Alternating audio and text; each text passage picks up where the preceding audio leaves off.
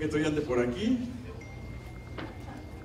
que es Emanuel Santiago, con mejora la experiencia de usuarios en las universidades.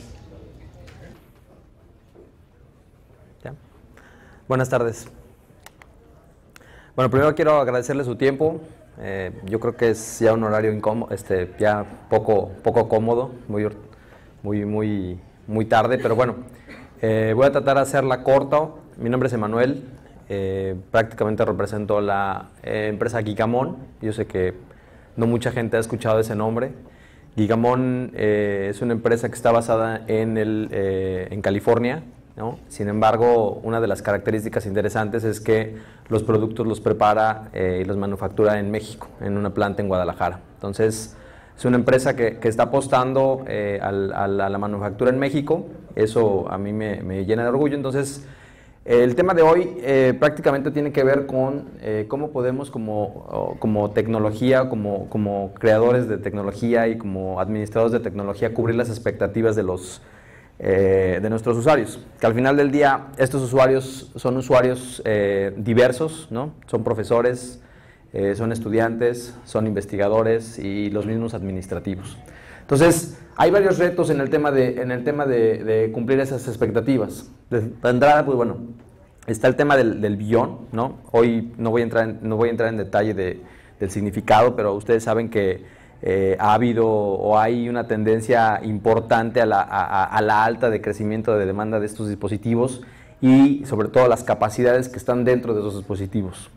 Otra tendencia importante, y han estado hablando de eso en las conferencias pasadas, son los entornos virtuales, ¿no? Están hablando de la nube, están hablando de virtualización, están hablando toda esta distribución de las aplicaciones de manera distribuida, valga la redundancia, genera mucho tráfico este-oeste. Prácticamente una estadística interesante de este tráfico este-oeste es el 60% del tráfico que sucede entre estas máquinas sucede allá abajo.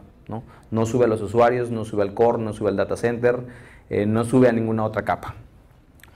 Otro reto importante es obviamente el aumento de los ataques en canales cifrados, ¿no? El famoso tráfico SSL. Estos canales o estos ataques han ido aumentando de una manera importante. Prácticamente hace 3 años estaban hablando del 5%.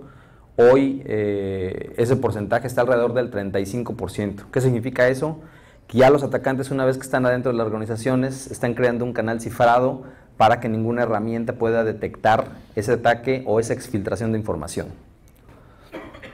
Estos atacantes obviamente son más sofisticados. Estos atacantes que ahí está el término de low and slow, básicamente significa la persistencia de estos atacantes y la penetración a capas muy bajas de los usuarios, capas muy bajas de front-end, ¿no? Donde básicamente no van a ser o van a ser imperceptibles. ¿Cómo puede ser un atacante imperceptible? Es muy sencillo. Una vez que logra estar adentro de una institución, incrementa su poder administrativo y prácticamente de ahí salta a otras computadoras donde ya es indetectable por las herramientas. Algunos datos. Esta gráfica fue tomada en enero de 2016. Aquí lo que quiero recalcar no es básicamente la variedad de los ataques, sino este porcentaje del 34% que no es conocido. ¿Qué significa que no es conocido? Eso puede ser un día cero o puede ser ataques que hoy las herramientas de seguridad están dando indicios de que algo está pasando, pero son ataques que no están ubicando. Esto es un término interesante, es algo que está pasando independientemente de toda la infraestructura que tengan o que están dentro de las organizaciones, dígase un banco, dígase una universidad, dígase un gobierno. Prácticamente alrededor del 30%, la tercera parte de esos ataques no son conocidos. Otra estadística interesante, o otra gráfica interesante.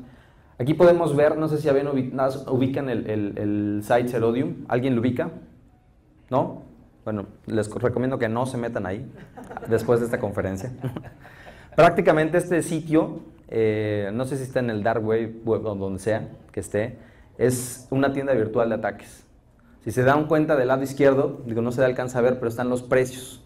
Ustedes pueden comprar un ataque desde $5,000 hasta $500,000 dependiendo de la plataforma. Es decir, un ataque ya hecho al sistema operativo de Apple cuesta $500,000 y esto es público. Hoy ustedes ya pueden ir de compras, ya no tienen que ser un experto en tecnología para ir a lanzar un ataque. Lo único que necesitan es hacer un reconocimiento de su atacante, más bien de su víctima, y ir a Zerodium, comprar el sistema operativo o la vulnerabilidad que más les convenga, o el precio que tengan, dependiendo obviamente del impacto, y hacer un ataque. Esto prácticamente es una realidad. Hoy, hace algunos años se hablaba de organizaciones orquestadas para crear malware.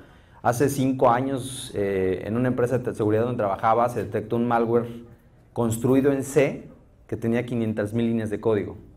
No sé si alguien aquí programe, pero 500,000 líneas de código en C es mucho tiempo y mucho dinero.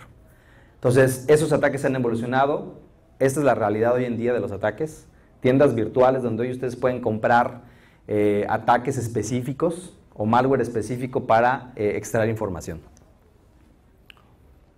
Hablando de las universidades o un poco de estadísticas en estas universidades, dice Yossi de una publicación en UK que 1 de cada 3 universidades está siendo atacada cada hora. Esto para mí es relevante.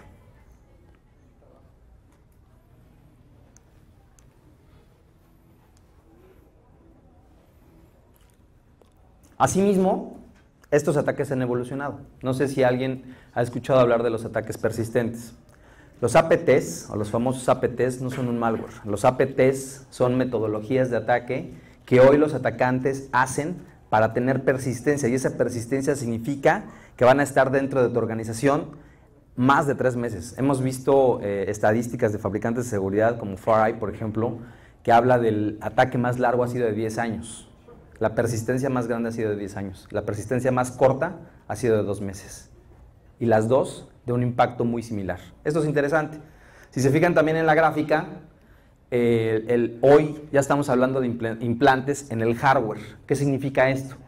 Hoy ya no van a ser ataques. Hay 2 tendencias importantes. La primera es, este tipo de ataques de implantación prácticamente suceden en la infraestructura de red, no suceden en las máquinas de los usuarios.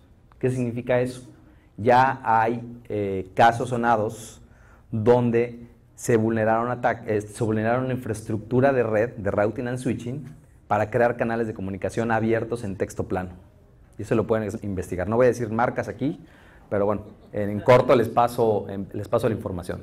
Otro tema interesante que se está dando en el mundo empresarial es que estos ataques persistentes tienen una tendencia de ya no robar información, sino de cambiar información. ¿Para qué se va a cambiar información?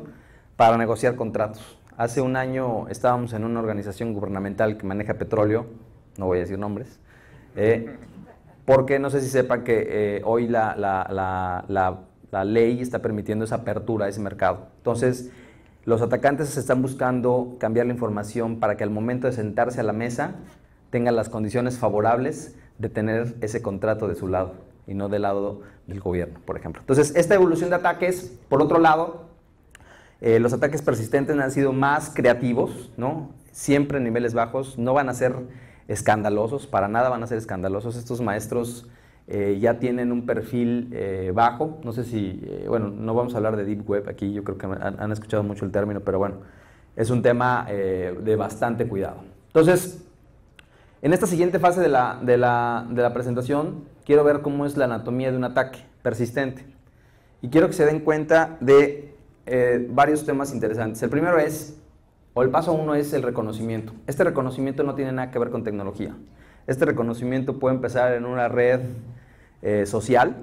Hace 2 años también hubo un caso muy interesante donde a través de Skype unos atacantes sacaron información de unos militares sirios y 7 meses después expusieron en internet prácticamente los sitios donde se iban a crear bases aéreas, los sitios donde iba a haber inversión, y todo fue por Skype. No hubo una intrusión en ese momento. Entonces el reconocimiento puede ser físico, puede ser a través de redes sociales y no tiene que ver nada con tecnología. Esto es puramente el tú a tú con otra persona. El paso 2 ya representa un malware. Adivina qué, este tipo de malware hoy tampoco tiene que ser avanzado. Ya vimos que hay una tienda virtual donde puedes comprar malware. Puede ser tan sencillo como que en base al reconocimiento del paso 1 tú puedas mandar un ataque dirigido de un correo, en un correo. ¿Qué significa eso? Estos atacantes generalmente nunca van sobre el departamento de sistemas, siempre se van sobre los usuarios más expuestos, y los usuarios más expuestos son los que están en la parte de arriba de las organizaciones, ¿no? Una vez que lo estudian, pueden mandarle un correo dirigido diciendo, señor ejecutivo, aquí está el correo donde está la promoción para entrar a los campos de golf más prominentes del mundo, tiene una suscripción gratis, por favor, llene el siguiente cuadro. Con eso, o sea, con el ejecutivo al abrir el archivo PDF prácticamente le está dando acceso a estos atacantes. Y eso fue gracias al reconocimiento de la fase 1. El tercer paso, estos cuates lo que hacen es crear un backdoor. Ese backdoor no tiene que ver tampoco con un backdoor como lo conocen, de abrir una vulnerabilidad y dejar abierto un puerto, si lo quieren decir. Este backdoor prácticamente es su puerta de salida. Puede ser un FTP, puede ser un canal cifrado de adentro hacia afuera, puede ser un sitio web, puede ser Dropbox, ¿no? Este backdoor es prácticamente su salida. Después de que el atacante hace el backdoor, ya tiene su salida, ya está dentro de la red, ya reconoció a su atacante, lo que hace es mantener esa persistencia. Y esa persistencia le hace a través de escalar privilegios. Obtiene una credencial de administrador. Al obtener la credencial de administrador, se mueve a la siguiente máquina o a la máquina de al lado, que es un movimiento lateral humano, y prácticamente de ahí se vuelve indetectable. Hoy no hay tecnología que pueda detectar estos movimientos laterales humanos. ¿Por qué? Un movimiento lateral humano significa que el atacante, como yo tengo privilegios de administrador, lo que voy a hacer es a través de un command prompt moverme al C de la siguiente máquina. Y entonces yo ya tengo mi puerta de salida. Aquí es donde yo empiezo a investigar qué información voy a sacar y de dónde la voy a sacar. ¿Voy a ir a la base de datos? No voy a ir a la base de datos. ¿Voy a ir al centro, al servidor? No voy a ir al servidor. Voy a identificar los usuarios que prácticamente tienen acceso a esa información ya con privilegios altos dentro de la red. El quinto paso, obtener la información. La guarda igual en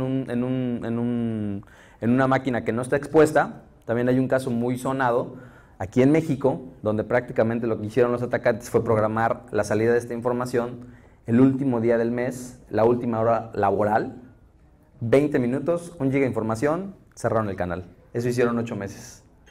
Prácticamente después de eso, 5 meses después, vieron que su modelo, su diseño ya estaba en la competencia, ¿no? Sin hacer un mínimo esfuerzo. Prácticamente se llevaron todo. Y el siguiente paso, finalmente, es la exfiltración. Ya cuando está la exfiltración, básicamente ya sufrió el ataque, ya fue la brecha, tus sistemas no detectaron nada, tuviste alarmas, pero nunca un indicador que alguien estaba sacando información a través de estos pasos. ¿Había indicios? Sí había indicios. ¿Si había alarmas? Sí, sí había alarmas. ¿Detectaron a tiempo? Muy difícil. Ahorita vamos a ver por qué.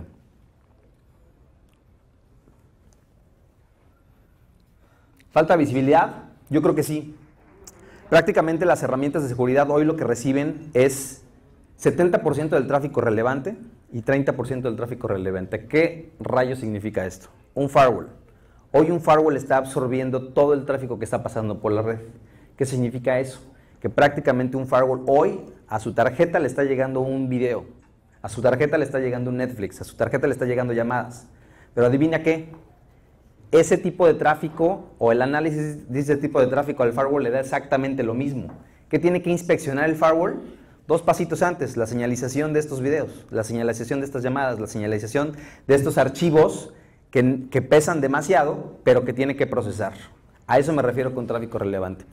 Hoy estas herramientas de seguridad están dedicando casi toda la capacidad de procesamiento a este tráfico relevante. Entonces, ¿qué sucede?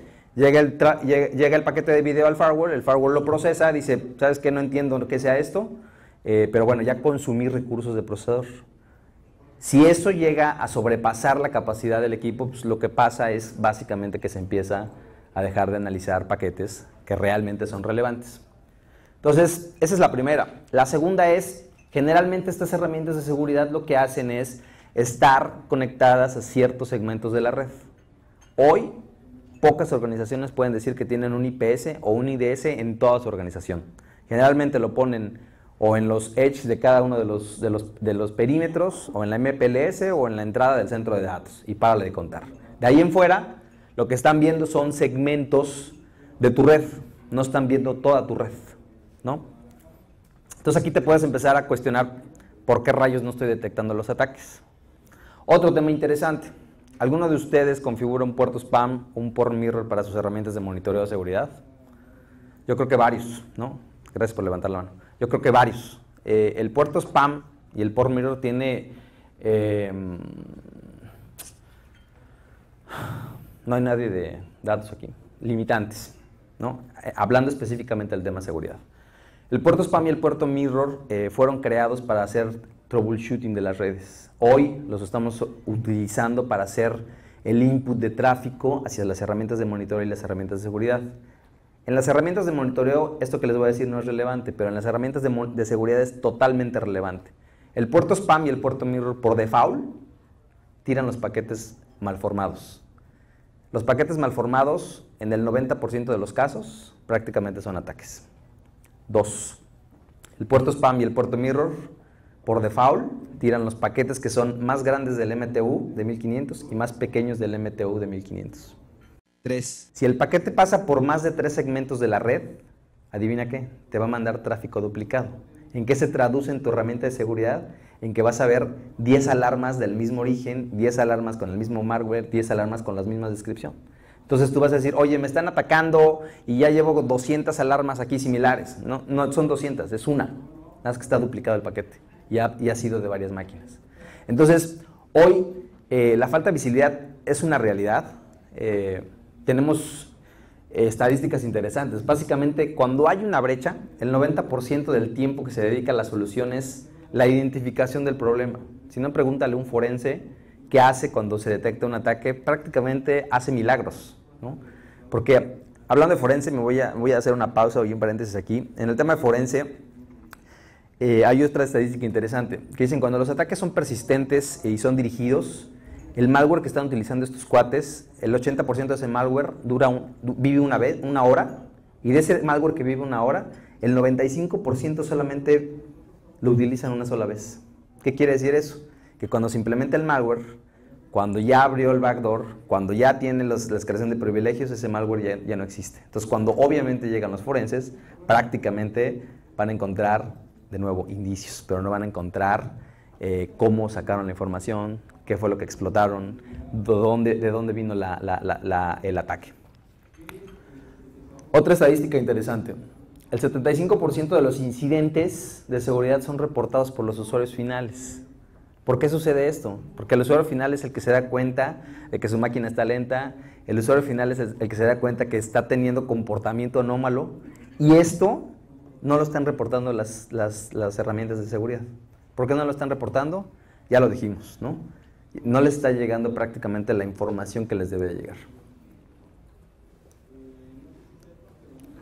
Hablando del tema de Big Data, si simulamos esta esfera de puntos como orígenes de información dentro de toda su red, hay 2 pasos. El primer paso que puedes hacer para buscar estos ataques es basarte en una información de metadata o Big Data, como le quieras llamar. O la segunda es poner herramientas de seguridad específicas en el punto donde se atacó. En el paso 2, lo que puedes hacer, y es más certero, es buscar información que te permita reconstruir la sesión completa del ataque en tiempo real. ¿Alguien ha escuchado el protocolo NetFlow o IPFix? ¿Nadie? ¿Sí? ¿Pocos? NetFlow y IPFix son protocolos que generan la infraestructura de red. Estos protocolos básicamente tienen información de puertos de origen, puerto destino, IP de origen, IP destino, etc. Tienen información básica que hoy en tu infraestructura de red la recibes sampleada. ¿Por qué la recibes sampleada? Porque es un protocolo que se creó para hacer temas del troubleshooting. Pero desde el otro punto de vista, IPFix y NetFlow son prácticamente de los pocos protocolos que te pueden dar contexto en un ataque. ¿Qué significa que te van a dar contexto? Que básicamente te van a ayudar a reconstruir prácticamente la sesión completa de la aplicación a nivel de aplicación y a nivel de comunicación. Hoy, la información que recibes en tus herramientas como un sniffer es en el mejor de los casos un pickup, y ese pickup que lo haces en batch. ¿Qué significa que es en batch? Que lo obtienes de algún origen y lo procesas en otro tiempo totalmente distinto. De verdad, esto hoy con los ataques prácticamente no funciona. Tienes que buscar un tema de esta reconstrucción que sea en tiempo real, ¿no? ¿Qué sigue? Hay varias perspectivas. Desde el punto de vista de seguridad, nosotros como Gigamon creemos que primero tienes que tener la forma de detectar estos movimientos laterales que suceden en la parte baja de tu comunicación de una forma expedita. Y la única forma de hacerlo es acercar tus herramientas de monitoreo o tus herramientas de seguridad a esas capas. Segundo, no puedes mitigar lo que no ves. Ya lo hablamos. Las estadísticas del malware que duran una hora, las estadísticas del malware que se muere a la hora son impresionantes, de verdad. Hoy el tema del antivirus, o el tema de los virus más bien, ha tomado una diferente perspectiva. No sé si alguien de ustedes ha escuchado hablar del término de indicadores de compromiso. Los indicadores de compromiso son un término que hoy van a empezar a escuchar en los fabricantes que se dedican a proteger los endpoints. ¿Por qué? El indicador de compromiso lo que hace es identificar un ataque en base a una metodología. Que esa metodología cubre los pasos que vimos aquí. ¿Qué significa eso? Que no solamente está tomando en cuenta el malware, sino que está tomando en cuenta si el grupo de atacantes que está dentro de la organización hace un reconocimiento a través de Facebook, por ejemplo. Entonces, ese indicador de compromiso, y búsquenlo en el internet, es un término súper interesante, que está tomando mucha relevancia, es en base a las metodologías de ataque y que les va a ayudar a ustedes a poder identificar, que por cierto hay un Open IOC, que es Open Indicador de Compromiso, que ustedes pueden desarrollar y pueden subirlo a ciertas plataformas de seguridad. Entonces, no puedes mitigar lo que no se ve, definitivamente. El aumento de disponibilidad de las herramientas de seguridad tiene que ver con, no necesariamente tú como universidad tienes que regar firewalls o IPS o anti-malware o anti-spam o lo que quieras por toda tu universidad. Hoy hay maneras de hacer esta parte centralizada, hoy hay maneras de optimizar los puntos de seguridad de las herramientas y aprovechar esas herramientas. ¿Cómo? Hace rato platicábamos de que hoy al firewall le llegan paquetes de video que no tiene que procesar. Imagínate que puedas descartar los paquetes de video, que puedas descartar los paquetes de voz y que en lugar de que una vez descartados puedas agregar otros 3 segmentos. Eso sería maravilloso. Desde el punto de vista de aplicaciones o centro de datos, prácticamente lo que les comentaba hace ratito, las aplicaciones distribuidas crean patrones de tráfico este-oeste. Cuando ya empiezas a tener aplicaciones distribuidas, prácticamente el 60% de ese tráfico sucede entre esas máquinas virtuales. Nunca o casi nunca va a los usuarios. Entonces, bueno, debes de poner atención en esto. Se crean patrones dinámicos de tráfico que no tienen que ver con una regla de manejo de tráfico, sino que esto es dinámico, esto no lo puedes controlar y prácticamente eso te incita a que tu tema de monitoreo tiene que bajar a esos niveles. Otro tema interesante es, hablando de visibilidad, ¿cómo puedes ser tú capaz hoy de mandarle a esas herramientas el tráfico relevante? Cualquier herramienta que pongas en la red, si no eres capaz de desviarle tráfico, prácticamente se va a volver inviable tu proyecto. No solamente pasa para los firewalls o para los IPS, sino por ejemplo para las herramientas de analíticos. Imagínate que hoy, hablando de un forense, quieres mandarle el tráfico de toda tu red. Bueno, si empiezas a medir el almacenamiento de ese tráfico, prácticamente tu proyecto se va a volver inviable. Entonces lo que tienes que hacer, o la perspectiva que tienes que buscar, es enviarle solamente el tráfico relevante. Eliminación de puntos ciegos, y yo creo que este es un punto fundamental, ¿no? Que tiene que ver mucho con la correlación entre la infraestructura virtual y la infraestructura física. Hay otros temas interesantes. Cuando hablas de monitoreo, dependiendo de dónde venga el paquete a monitorear, ¿no? Hay protocolos que las herramientas de monitoreo no entienden. ¿Cómo? Por ejemplo, el que viene de las máquinas virtuales tienen un encabezado que se llama VXLAN. Si ese encabezado de monitoreo se lo mandas a través de tu puerto spam a tu herramienta de monitoreo, prácticamente no lo va a entender. Va a decir, esto es, no sé qué rayo sea eso, no entiendo VXLAN, lo descarto. Lo mismo pasa con, por ejemplo, encabezados de la MPLS, lo mismo pasa con el tráfico cifrado. Hoy las herramientas de monitoreo, muchas de ellas no son capaces de entender el tráfico cifrado. Entonces, si a esto le sumas lo que hablamos del puerto spam y del puerto mirror, que además sucede que ya el tráfico que le llegó a la herramienta va a haber todavía otro descarte, porque no entiende estas comunicaciones, pues imagínate la información con la que estás investigando. Prácticamente es muy mínima la intención o el contexto que te va a dar esa información para que tú puedas responder de manera rápida al ataque. Y finalmente, bueno, el tema de mantener o integrar esta visibilidad a las nuevas arquitecturas. Estaban hablando hoy, hace rato estaban hablando de la nube, ¿no? De las nubes privadas y las nubes públicas. Entonces, esta visibilidad no tiene nada que ver con que tú te estés moviendo este tipo de infraestructuras. Prácticamente tú tienes que buscar caminos que te lleven a tener visibilidad incluso en estas nuevas arquitecturas. Entonces, con esto termino mi presentación. Prácticamente es lo que yo tenía preparado. No sé si tienen alguna pregunta antes de que... No, preguntas no. ¿Fue muy claro o fue muy confuso?